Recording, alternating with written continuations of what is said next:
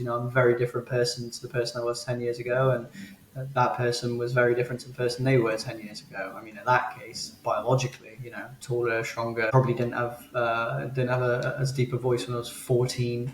But there's different versions of me throughout life, and I think those versions will adapt, and the way I interact with people will adapt, and all of those things. As I get older, may have a partner, may have kids, I'll be a different person at that point.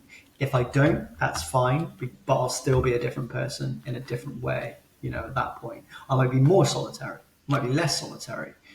I don't know what that looks like yet. All I know is who I am right now. I do sometimes think about the self-awareness thing, and I know this is probably a whole other podcast, but the self-awareness stuff is great, but also a little bit of a Pandora's box. Sometimes I wish I could close it, but I can't. And I spoke to a psychologist yesterday, actually, just in a passing conversation with someone that was qualified as a psychologist. We were talking about, the spiral that can happen for someone that has practiced self-awareness a lot.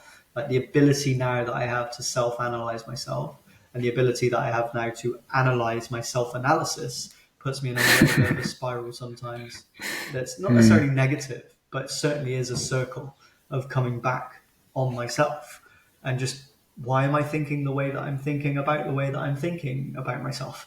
And that wastes a lot of time.